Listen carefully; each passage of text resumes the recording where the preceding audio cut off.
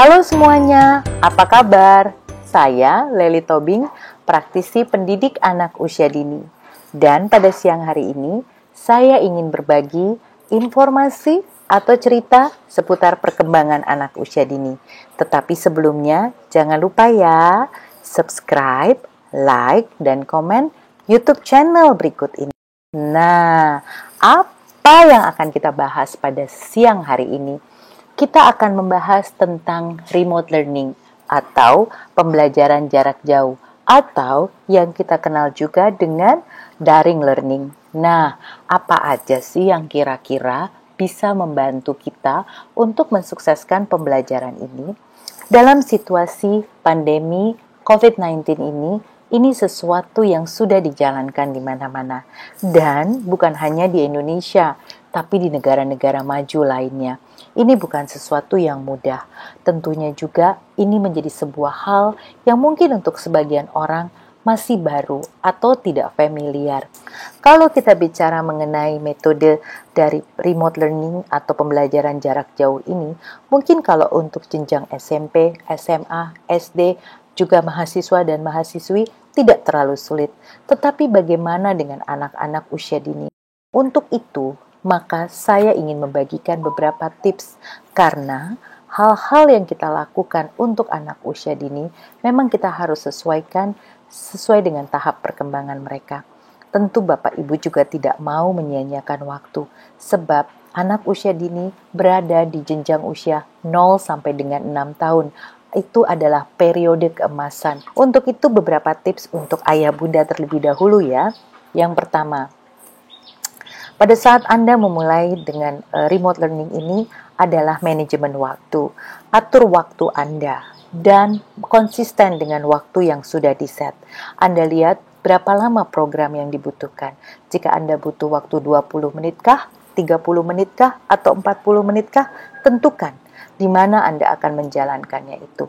Di pagi harikah, di siang harikah, di sore harikah, dan Anda konsisten dengan itu. Sehingga setiap hari, mungkin dari Senin sampai dengan Jumat, Anda secara konsisten mengikuti waktu yang sudah diatur. Dan itu membuat anak-anak usia dini kita ini terbiasa. Mereka mendapatkan pembiasaan dengan waktu. Mereka terbiasa dengan rutinitas. Dan mereka sudah paham dengan pola yang harus dilakukan. Lalu yang kedua, persiapkan lingkungan fisik yang dibutuhkan. Karena pembelajaran jarak jauh ini membutuhkan konsentrasi yang cukup. Sebab kenapa? Banyaknya gangguan, lalu juga mungkin hal-hal yang mereka lihat yang mengalihkan perhatian mereka, itu bisa mengganggu kelancaran daripada pembelajaran ini. Oleh karena itu, syukur-syukur kalau ibu dan bapak punya ruangan khusus di rumah yang bisa digunakan untuk mereka bisa belajar. Tapi mungkin kalau tidak ada ruangan, ya pojok tertentu atau mungkin tempat tertentu yang memang memungkinkan bagi mereka untuk melakukan pembelajaran jarak jauh ini supaya anak-anak bisa lebih konsentrasi. Dan yang ketiga, pembelajaran ini butuh dukungan orang dewasa, entah ayah, entah bunda, entah mungkin pendamping lain. Tetapi mereka belum bisa belajar mandiri karena mereka masih punya keterbatasan dengan motorik mereka kan. Lalu tips berikutnya, pada saat Anda melihat sebuah program, Anda bisa melihat materi-materi ajar yang dibutuhkan. Apakah itu kertas, apakah itu gunting, apakah itu mungkin kertas lipat, atau cat air, ataupun benda-benda lain. Anda siapkan terlebih dahulu, sehingga pada saat pelaksanaan, anak-anak kita tidak perlu untuk berhenti sejenak, lalu mengambil barang, lalu mungkin keluar masuk ruangan, sehingga itu membuat mereka kehilangan minat dan konsentrasi. Intinya Bapak Ibu, persiapan adalah kunci terpenting sebelum kita menjalankan daripada home learning ataupun remote learning ini. Nah, setelah itu jangan putus asa ya Bapak Ibu. Memang tidak mudah untuk kita mengajari anak kita sendiri. Tapi kita harus ingat saja bahwa sekali lagi masa keemasan itu tidak akan kembali lagi. Dan kita tidak mau kehilangan masa keemasan itu walaupun ada pandemi COVID-19 di luar sana. Tetap kita berusaha memanfaatkan waktu sebaik mungkin. Untuk teman-teman guru terkasih Ini juga tantangan yang tentunya juga tidak mudah bagi kita. Karena apa? Kita sendiri mungkin harus belajar hal-hal baru. Lebih mudah ya kalau kita tatap muka dengan anak-anak didik. Kita bisa tertawa bersama langsung dengan mereka. Kita bisa bermain bergandengan tangan dengan mereka. Kalau di sini kita dipisahkan oleh jarak dan kita dibatasi oleh perangkat teknologi. Tapi jangan putus asa. Kita tetap bisa melakukan yang terbaik. Untuk anak usia dini kita selalu harus ingat apa yang mendasari kita pada saat kita membuat program tatap muka. Kita harus tahu tahap perkembangan mereka. Apa sih tahap perkembangan anak 2-3 tahun, 3-4, 4-5. Hal-hal itu menjadi dasar juga buat kita menyusun program kita. Pada saat kita menyiapkan program bagi anak-anak di bawah 3 tahun, mereka itu anak-anak yang masih aktif bergerak. Agak sulit bagi mereka untuk duduk diam dan juga melihat hanya ke layar laptop atau layar handphone untuk beberapa saat.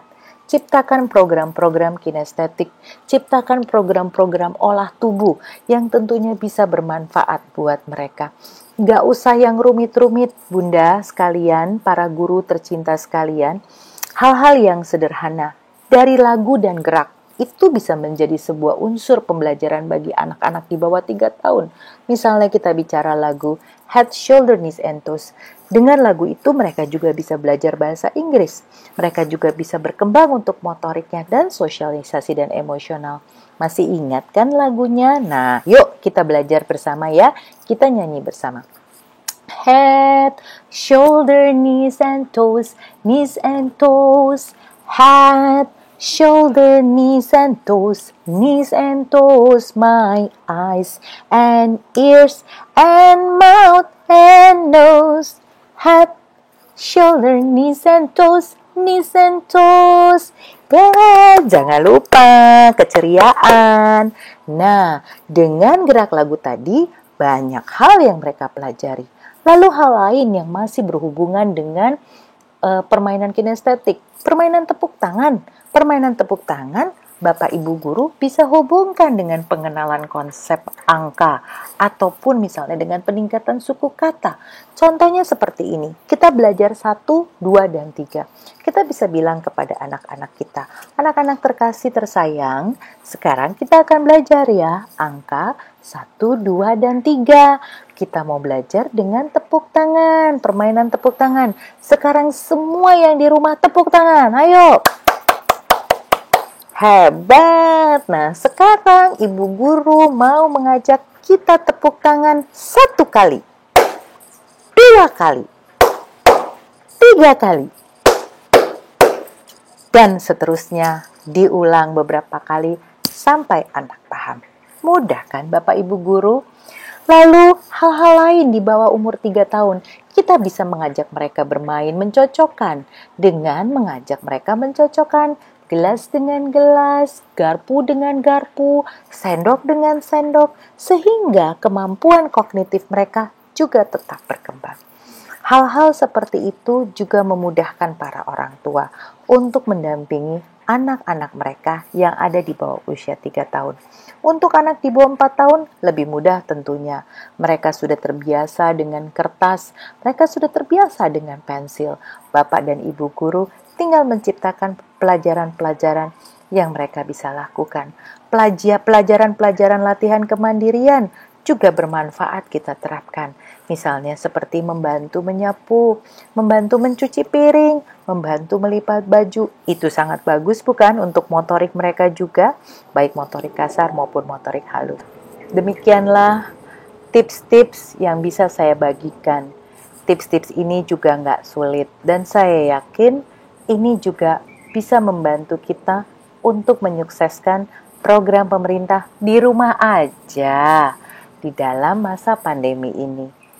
Bapak Ibu guru terkasih, orang tua murid yang saya muliakan, sekali lagi, keberhasilan daripada tumbuh kembang anak usia dini kita tergantung daripada kita juga untuk mendampingi dan mensukseskan.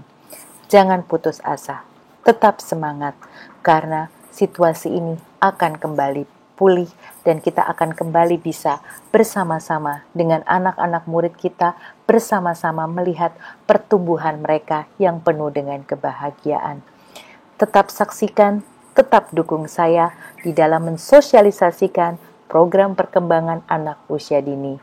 Sekali lagi, terima kasih, salam sehat, dan jangan lupa, di rumah aja ya.